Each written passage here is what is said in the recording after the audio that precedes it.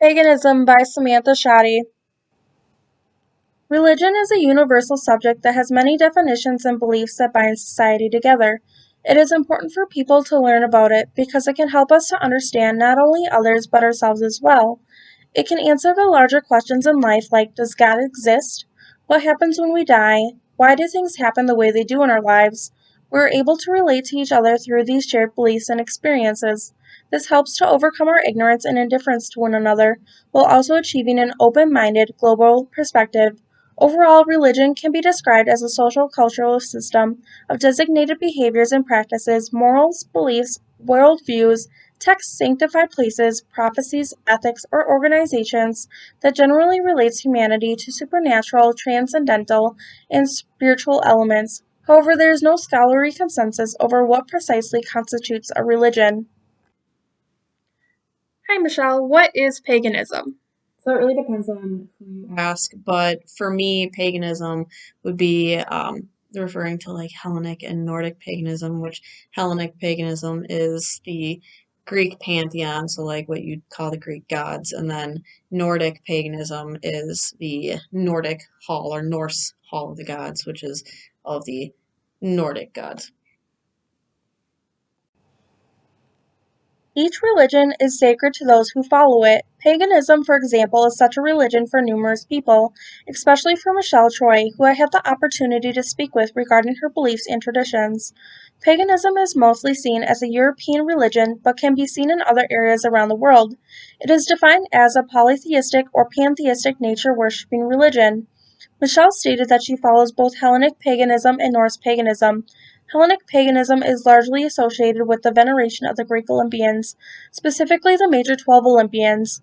These gods and goddesses include Zeus, Hera, Poseidon, Demeter, Athena, Apollo, Artemis, Ares, Aphrodite, Hephaestus, Hermes, and either Hestia or Dionysus. It is also important to note Hades and Persephone, who both are major gods in this religion as well, although they are not considered Olympians because they reside in what is known as the underworld. Norse paganism originated in Scandinavia before the region was Christianized. It is therefore known as a pre-Christian belief that follows the Nordic gods and goddesses. These gods and goddesses are divided into three categories: the Azur, the Vanir, and the Jotun. The Azur represent the deities of justice and wisdom, for example the gods Odin and Thor. The Vanir represent the deities of sexuality, fertility, and magic, for example the goddess Freya and Freyr. Furthermore, the Jotun are considered opposite of the Asur and the Vanir. They are not always considered gods or goddesses and are most often depicted as giants. The Jotun are most often represented by chaos and destruction, for example the god Loki. When it comes to both of these religions of paganism, a typical worship ritual includes purification, a prayer, ritual sacrifice, hymns, and feasting in honor of the gods. Pagans purify themselves in many different ways. Some choose fire purification, incense purification, or blood sacrifice purification. Fire purification is less common after the burning of witches in what is known as the burning times. For pagans, these times were known as the Dark Ages, when anyone could be accused of being a heretic. To be a heretic is to be a person who makes choices. Within the Christian tradition, however, it holds a much more negative meaning. The Apostle Paul warns in Galatians chapter 5 verse 20 against those who engage in a party spirit, not to be confused with the keg-drinking frat party. Those with a party spirit divide and fracture the community. In the theological and legal history of the early Christian church, heretics were identified as those who promoted deviant views over or against the authority and teachings of the church. To be tagged with the term meant to carry a target on one's back, to suffer denunciation, a quick trial, and sometimes a grisly death. Most people would accuse others to avoid being tortured themselves. The Catholic Church that held these trials would find pagans guilty of sin based on this hearsay evidence. It was stated that these sinners were doing Satan's bidding and needed to be purified. Peter Berger states, in the matter of religion, as indeed in other areas of human life and thought, the modern individual is faced not just with the opportunity, but with the necessity to make choices as to his beliefs. This fact constitutes the heretical imperative in the contemporary situation. This quote explains it is not always easy to be a part of a minority religion during dark times like these, or even in modern times. Nevertheless, a person must have the courage to stand up for what they believe in. Fire purification today can be as simple as having a bonfire or lighting a candle as an added intention in prayer. Incense purification is similar to lighting a candle in the sense that it brings forth your intentions, and of course, they both smell great. It involves lighting the incense stick, placing it in a safe space, and blowing it out. Even without the flame, the stick will continue to burn, creating smoke tendrils in the air, bringing with the scent of the incense. This is much like the Native American religion, in which the shaman uses a sage stick for what is known as smudging. The smoke in the room is intended to bring in good energy or spirits, while dismissing bad energy or spirits. As for blood sacrifices, these too are less common. In early history, humans were sacrificed in order to appease the gods. Over time, it has grown into the sacrifice of an animal. This can be seen today during the harvest season when deer hunting begins. The first kill of the season is most important to honor your gods with. The small ritual should bring forth a bountiful season to come. Hunters are to smear the blood of the kill onto their face and in some cases even eat some of the organs. So I usually celebrate the harvest holidays, the solstice holidays, and the equinox holidays. And those fall on the celestial year or the harvest year. So anytime that there's a harvest of grain, harvest of fruit, harvest of vegetables, we celebrate that. And I also particularly celebrate some of the celebrations and festivals in honor of Dionysus because there are a lot of them. So I usually just choose one or two for my year. Um, and I don't regularly deal with him, but I do like paying him homage every once in a while. What ways do you celebrate? So for the holidays or festivals, especially for harvest festivals, there's a lot of drinking of wine and beer or mead for the Nordic holidays. Um, and that's consumed, and some of it's poured into a fire from the first bottle that's opened. Um, and this is an act of an offering to the gods. Um, and there's a lot of meditating as well as a lot of praying, a lot of offerings. There are no sacrifices anymore. That's not legal, so we don't sacrifice. But sometimes people put a little bit of food into a fire, or they'll burn it in some way. I personally almost always have a bonfire, so for me, I will put my offering or sacrifice of food into the fire as my sacrifice to the gods.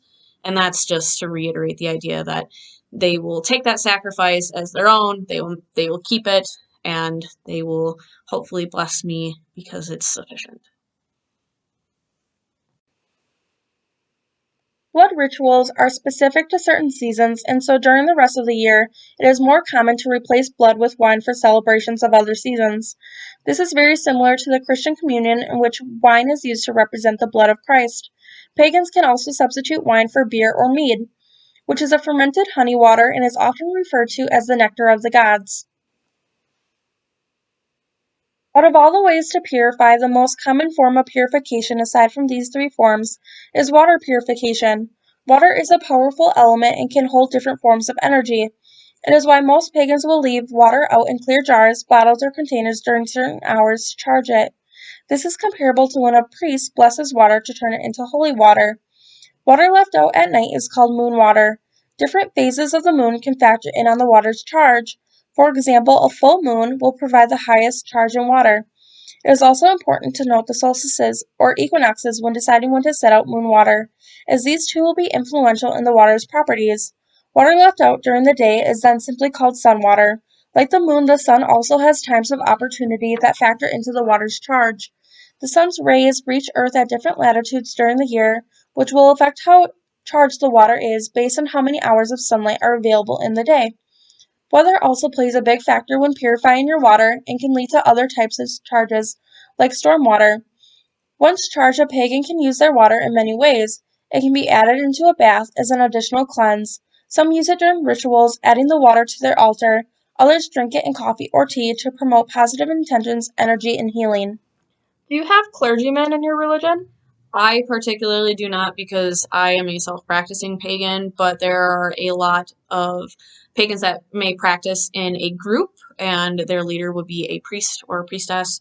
And sometimes Norse pagans will refer to their leader as a shaman. So it depends on who you ask, but I personally am a self-practicing pagan. What would your altar for a Norse god look like then? So if I were to pray to a Norse god, such as Odin, I would cleanse the space with either incense or sage, and then I would, on a wooden table, put a black cloth down, and then light a candle with either a sigil dedicated to him or his name written in Norse. Um, and then I would put a bowl, specifically a silver bowl that was already pre-cleansed or pre-blessed. I put that on the table in the center of the table. In it, I would put elm leaves, ash leaves, parsley, and horehound, which fresh herbs are always a big thing used in paganism. And then in that bowl, I would also pour a little bit of hard liquor, such as a dark whiskey, and then I would put some mead in there as well, just a little bit, not like a whole bottle, but just enough to get the herbs wet. And then on top of that, I would put a feather, specifically a raven feather, because ravens are also a huge sign of Odin, so that's a huge respect thing for him. And then once that was there, I would begin my prayer and my meditation. The paganism religion is mostly an individual practice, although like-minded people might meet up for the larger celebrations. Those that follow this religion often follow their own inspiration and experiences while relating to Earth's natural energies. As this is the case for most pagans, it is not likely for them to have clergymen or women, and so they will largely rely on individual rituals and prayer. Michelle Troy explains that when praying to your gods of choice, it is important to set up an altar honoring them. Some people keep their altar up daily in a designated spot of their house, or like Michelle, they can set up their altar when they intend to pray. In her way, she is able to start fresh and cleanse each item before the ritual. She explained that each god has different symbols that represent who they are. Likewise, they are each honored with different offerings on an altar. Setting up her altar when she is ready to pray allows her the opportunity to be selective to who she would like to ask guidance from or give thanks to on that day. It is during this time that sacred items of divination can be used to help her learn from her past, explain her present, and guide her future. For example, the most commonly used pagan tool, tarot cards, Michelle uses for her Hellenic readings. The deck often includes four suits: the cups, the pentacles, the swords, and the wands. In addition, each suit has a king, queen, knight, and page, which is otherwise known as a jack. If she is praying to a Norse god, then she would instead use her rune stones. These stones have runes carved into them, each symbolizing different energies. A reader can reach into a cleanse bag of stones, drawing a select amount for a reading, or can hold the cleansed stones and toss them. Depending on the reading, the reader would then select the stones based on how they landed. For instance, one might select all the stones that landed face up. Regardless of the reading, the most important idea is to let your intuition guide you. While honoring your gods with an altar may bless your future, it doesn't exactly give you present day answers. This is why some pagans also use a pendulum for a tool. A pendulum's energy is a bit more focused. It requires the reader to place one of their wrists face up and dangle a crystal or stone on a chain with your other hand over your upright wrist. While maintaining a stable hold on the chain, the reader can ask questions to their god or goddess in the form of yes or no questions. The pendulum will then move up and down or left to right in answer. It is important to start your questions by asking which direction means yes and which means no. Each ritual can be different. Back and forth can mean yes one day, while the next day it could be up and down. In today's society, the pendulum is commonly used to determine the sex of a child. If a reader is pregnant, they may ask the question, am I having a girl or am I having a boy? Likewise, a reader can do a reading for someone else, holding the pendulum over someone else's wrist, asking yes or no questions as well. In most pagan cultures, the roles of genders are much the same as many other cultures. The male, or husband of the household, is known as the leader, for which he is elected the duty of being the protector and provider of the household. The female, or wife of the household, is known as the caretaker, for which she is elected the duty of caring for her home and those within. What's interesting about this religion is that, unlike other cultures, the wife's role as caretaker is not used as a derogatory term. In fact, even though men were the leaders, women were respected and praised for the work and effort they put into caring for their families. How do the gods and goddesses you pray to affect your morals? So the gods and goddesses on both sides, both Hellenic and Norse, don't really affect morals per se, and they don't really affect human affairs. But the end goal of life is to be a good person, good enough that you either end up in the fields of Elysium or Valhalla. And what is the afterlife like for you? So again, this is very much so dependent on who you ask, but the overall idea is that people who have been truly good in their lives, or people who have done heroic acts or heroic deeds, will end up in either Valhalla, which is the Norse Hall of the Gods, where Odin and Freya and all the other gods kind of have a lifelong party, or in the Fields of Elysia, which is described as never ending paradise. So the opposite of this would be if you're a really bad person who's done a lot of crimes in your life, or say you've killed a lot of people, would be Tartarus, which is the Hellenic version of hell, or hell, which is only spelled with one L, for the Norse pagans, which again is very similar to the idea of like a Christian hell. So kind of like the whole eternal damnation idea. Honoring your gods, yourself, and others can help one achieve a better afterlife. In Norse paganism, there is a code of virtues known as the Nine Noble Virtues. These virtues are courage, truth, honor, fidelity, discipline, hospitality, industriousness, self-reliance, and perseverance. Each individual may interpret these in different ways, but may use these as a guide to being a good person. Erik Erikson stated, "Religions at their very best help promote ego strengths." Erikson explains that these strengths are learned in stages in life, and people can also develop corresponding weaknesses. Furthermore, Hellenic paganism focuses on moderation and self-control. If one leads a successful life in Hellenic paganism, they will be blessed in death to live their afterlife in the Elysium fields. Here they may live a life of happiness and enjoyment. If they are unsuccessful and are judged as unrighteous, they will be sent to live out their life in Tartarus. Tartarus is a deep abyss that is used as a dungeon of torment and suffering for the wicked and as a prison for the Titans. In Norse paganism, Tartarus can compare much to Hell, which is the realm of ice and death. Hell is said to be joyless and dreary, though not terribly unpleasant. On the other hand, if one lives a successful life, they will live their afterlife in the Great Hall of Valhalla. Here they will join with other heroic pagan people to await Ragnarok. Ragnarok is the destruction of the cosmos and everything in it, including all of the gods. In addition to being a prophecy about the future that revealed much about the underlying nature of the world along the way, the myth of Ragnarok also served as a paradigmatic model for human action. For the Vikings, the tale didn't produce hopelessness as much as inspiration and invigoration. Just as the gods will one day die, so too will each individual human being. And just as the gods will go out and face their fate with dignity, honor, and courage, so too can humans. In this view, the inevitability of death and misfortune should not paralyze us, but should instead spur us to hold noble attitudes and noble deeds, the kind worthy of being recounted by bards many generations after we ourselves are gone. Do you feel oppressed? Not necessarily an oppression, but I feel like there's not a ton of recognition for pagans, especially since the kind of takeover of Catholicism and the more Eastern religions such as Judaism and Islam, since they're more widely recognized. But as far as oppression, I personally don't really feel it simply because I am a self practicing, but other pagans I know have definitely felt that feeling of being oppressed and they can't talk about their religion because it's not widely accepted, not widely viewed or practiced or even studied about. So a lot of people view it as an archaic form of religion because there's not just one God, there's lots of gods, and some people refer to the religion as sort of wishy-washy, but there are definitely some true and very valuable things that I've taken from Norse mythology and Norse religion and, the Greek mythology and Greek religion that have helped me deal with a lot of things in my life. So I like the fluidity of the religion. I like the idea that there's not just one God that I can pray to, there's several. Religion is a significant part of our everyday lives. As James Powell once said, we can run from religion, but we can't hide.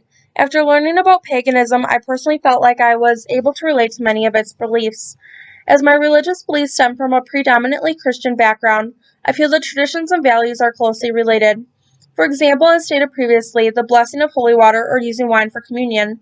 In comparison, the most fascinating part of the pagan culture to me is the value they put on a person's intention and intuition. I agree that certain energies hold power over actions and emotions. Focusing your attention on positivity can help cleanse the mind, body, and spirit. As for the larger questions in life, is there a God? Is there an afterlife? Does one reap what they sow? It certainly depends who you ask. Maybe there's multiple, maybe we can just go 6 feet under the ground. Maybe all of our lives are predesigned by fate. The more I learn about others, the less I relate to any one religion. What I have realized can be stated best by Proverbs chapter 3, verses 5 and 6. Faith only grows when we're walking through the uns of life, unknown, uncertain, and unsure.